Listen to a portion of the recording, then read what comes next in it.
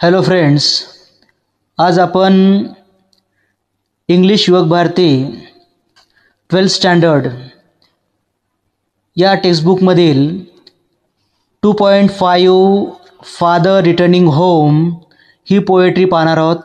ही poetry Dilip चित्रे यांनी compose केलेली आहे. मित्रांनो, दिलीप चित्रे हे मराठी आणि इंग्लिश या दोन्ही भाषांमध्ये भरपूर साहित्य लिहिणारे कवी आणि लेखक आहेत.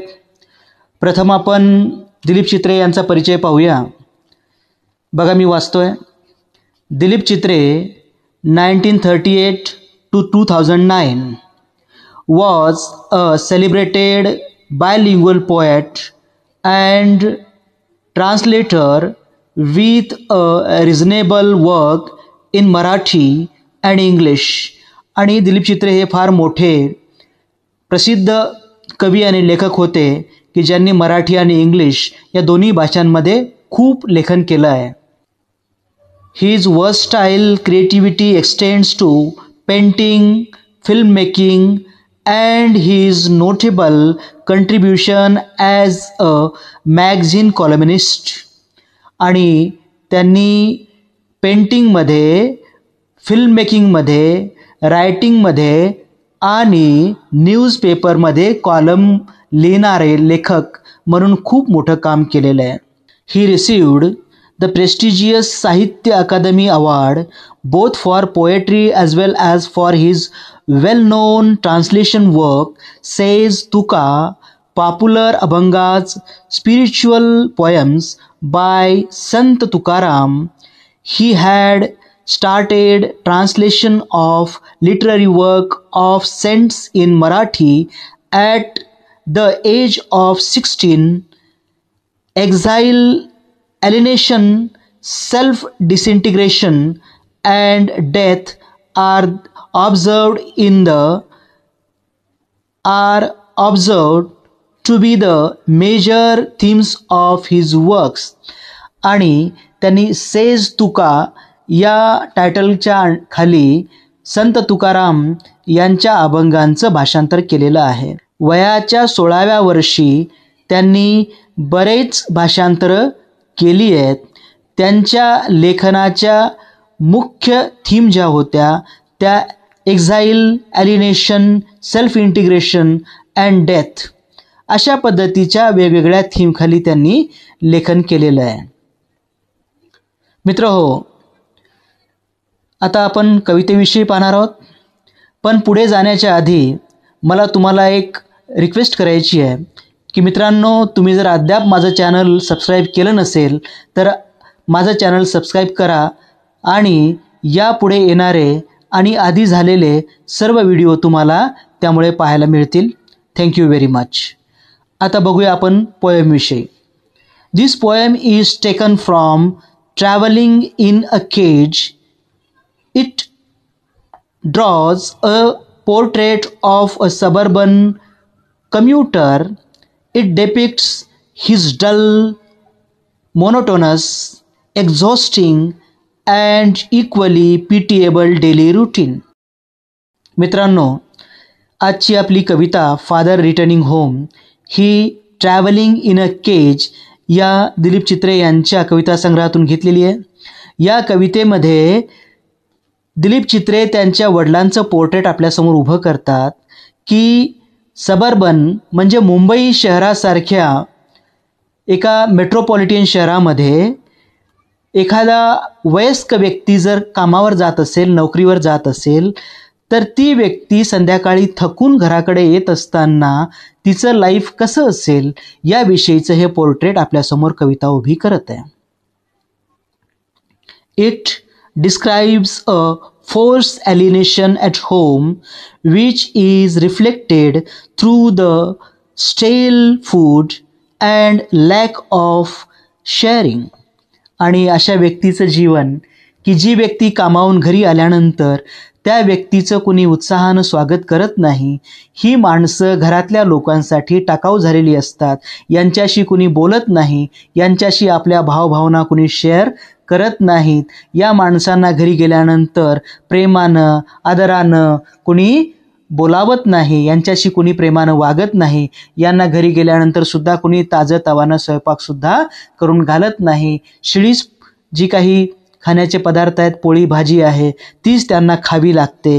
अशा पद्धतीने त्यांना अगदी फोर्सफुली एक वेगळं एकटेपणाचं जीवन जगण्यासाठी भाग पाडलं जातं, अशी ही कविता आपल्याला सांगते.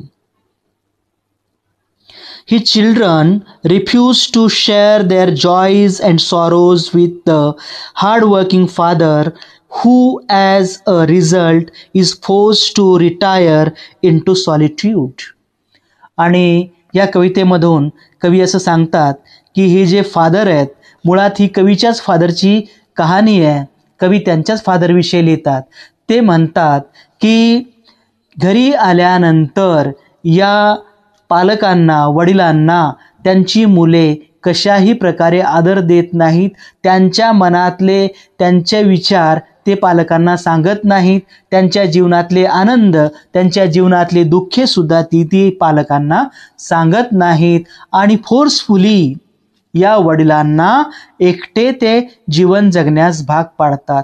घरात राहून सुद्धा हे फादर जे आहेत ते एकटे राहिल्यासारखे राहतात, कारण त्यांच्याशी कुणीही विचार व्यक्त करत नाही, त्यांच्याशी कुणी बोलत नाही, त्यांच्याशी कुणी संवाद करत नाही. म्हणून ते घरात राहून सुद्धा एकटे पडलेले असतात. आणि तेही फोर्सफुली.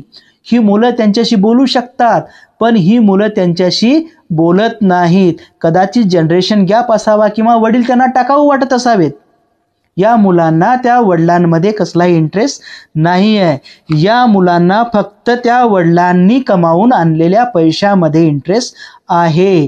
त्यांना फक्त आपल्यासाठी गरजा पुरवणारा एक मशीन असं म्हणून वडिलांकडे बघण्याची सवय लागलेली आहे. एक माणूस म्हणून त्याच्या भावना समजून घेणे किंवा एक माणूस म्हणून त्याच्याशी भावना व्यक्त करणे हे या मुलांना आवश्यक वाटत नाही. This very painful loneliness is a symbol of man's isolation from the materialistic man-made world. आणि अशा पद्धतीने एखाद्या माणसाचं या भौतिक जगापासून अलिप्त होत जाणं, घरात सुद्धा राहून घरातल्या माणसापासून अलिप्त होत जाणं अतिशय दुःखदायक आहे. या प्रौढ माणसांचं जीवन, इथे कवीचे वडील जरी असले तरी घराघरातल्या प्रौढ व्यक्तींचं जीवन हे असंच आहे. त्या सगळ्यांचं जीवन फार दुःखदायक आहे असं कवी म्हणतात.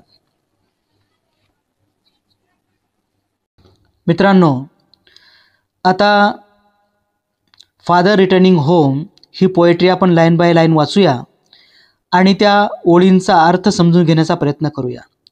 बघा, मी वाचतोय poetry. Father returning home. My father travels on the late evening train, standing among silent commuters in the yellow light. Suburbs slide past his unseeing eyes. His shirt and pants are soggy, and his black raincoat stained with mud, and his bag stuffed with books is falling apart. कवी असं म्हणतात की my father travels on the late evening train.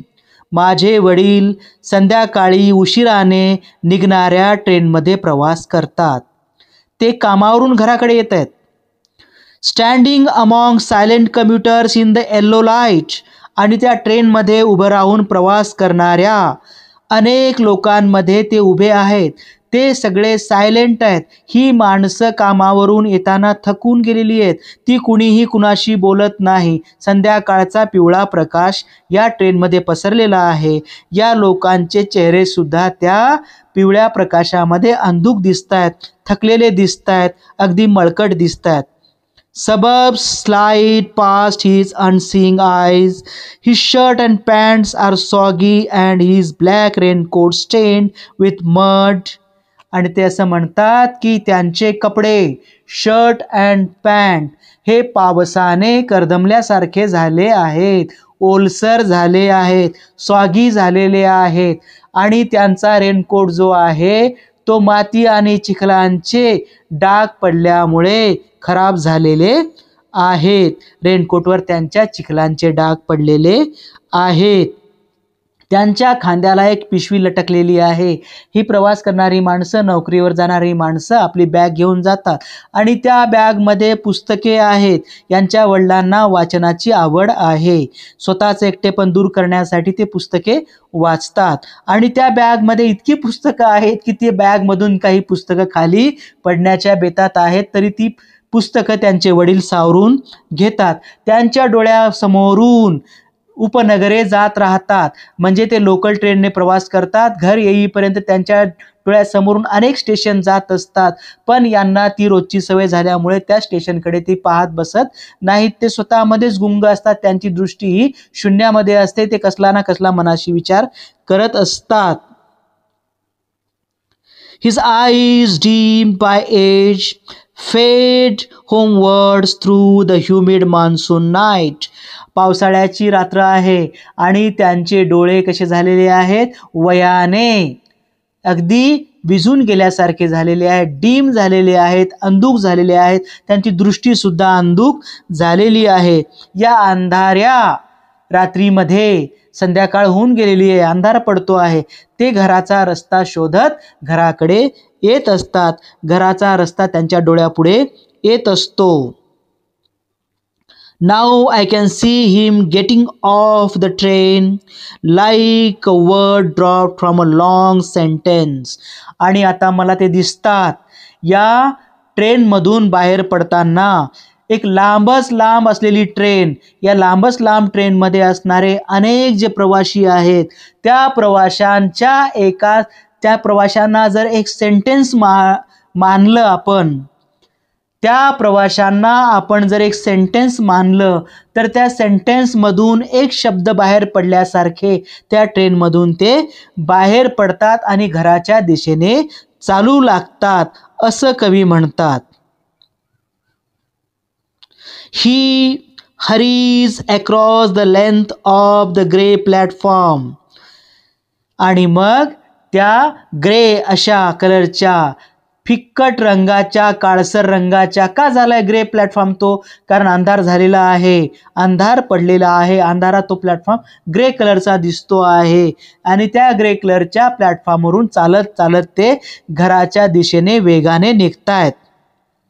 वडिलांचं सुद्धा वय झालेलं आहे आणि या वयामुळे त्यांचं लाईफसुद्धा एक प्रकारे ग्रे झालेलं आहे. त्यांच्या जीवनात सुद्धा कसल्याही प्रकारची चमक आता उरलेली नाही आहे. त्यांचे विचारसुद्धा आता थकल्यासारखे झालेले आहेत. हे या ग्रे प्लॅटफॉर्मचं एक प्रतीक या ठिकाणी दिलेलं आहे. Crossing the railway line, enters the lane. His chappals are sticky with mud, but he hurries onward. आणि ते आता रेल्वे लाईन क्रॉस करून ते लेनमध्ये येतात, गलीमध्ये येतात. त्यांच्या चपला ह्या चिखलाने माखलेल्या आहेत, चिखलाने त्या चिकट झालेल्या आहेत. तरीही ते वेळ न घालवता झपाझप पावले टाकत घराकडे निघलेले आहेत. घराकडे ते चालत जात आहेत. Home again, I see him drinking weak tea, eating a stale chapati, reading a book. आता दुसरा स्टँजा. घराकडे आल्यानंतर त्यांना एक असाच साधा चहा प्यायला मिळतो. त्यांच्याविषयी फारशी घरामध्ये आस्थेवाईकपणे कोणी चौकशी करत नाही. त्यांचं वामली कोणी स्वागत करत नाही. आल्यानंतर ते असे मुकाट्याने चहा पितात आणि त्यांच्यासाठी ठेवलेली एक शिळी चपाती आणि भाजी ते खातात आणि पुस्तक वाचतात. त्यांना घरामध्ये फारसा काही रिस्पेक्ट दिल्या जात नाही. त्यांच्यासाठी काळजीपूर्वक काही पदार्थ बनवले जात नाहीत. त्यामुळे जे आहे त्याच्यातच ते आपलं खाणं पिणं भागवत असतात. He goes into the toilet to contemplate man's estrangement from a man-made world. आणि मग ते स्वतःशीच काही गहन विचार करण्यासाठी, या लोकांपासून, घरातल्या माणसांपासून थोडं वेगळं होण्यासाठी टॉयलेटमध्ये जातात आणि तिथे जाऊन ते काहीतरी जीवनाचा गहन विचार करतात आणि माणसानीच बनवलेल्या या माणसाच्या भौतिक जगापासून स्वतःची सुटका करून घेण्यासाठी ते अशा प्रकारे टॉयलेटमध्ये जाऊन विचार करत बसतात. Coming out he trembles at the sink. आणि मग टॉयलेटमधून बाहेर आल्यानंतर ते थरथरत त्या टॉयलेटच्या बाहेरच्या सिंककडे जातात. The cold water running over his brown hands. आणि मग त्यांच्या हातावरून त्या बेसिनमधलं नळातून येणारं थंड पाणी पडतं. ही A few droplets cling to the graying hair on his wrist. आणि काही थेंब त्यांच्या हातावरील या ग्रे होत जाणाऱ्या, पिंगट होत जाणाऱ्या केसांवर अडकतात, त्याच्यावर ते अडकून राहतात. His sullen children have often refused to share jokes and secrets with him.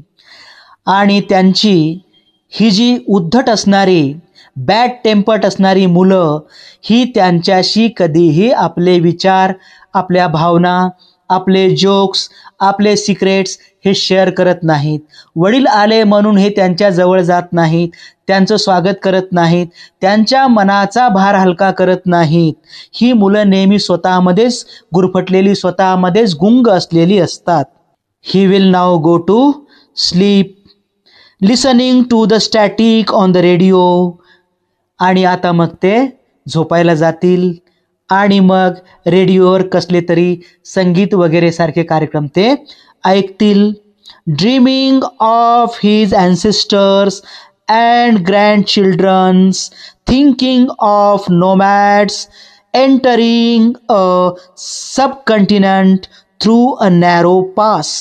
आणि मग ते आपल्या पूर्वजांविषयी आणि वंशजांविषयी, आपल्या नातवंडांविषयी विचार करतील आणि आपल्या आलेल्या, आपली जी पूर्वज आहेत ते हिमालयाच्या खैबर खिंडीतून भारतामध्ये जे आले आहेत त्यांच्याविषयी ते विचार करत राहतील आणि त्यांचा इतिहास ते मनाशी उगाळत राहतील.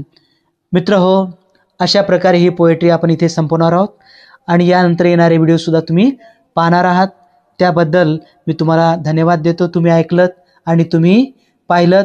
Thank you very much. Take care.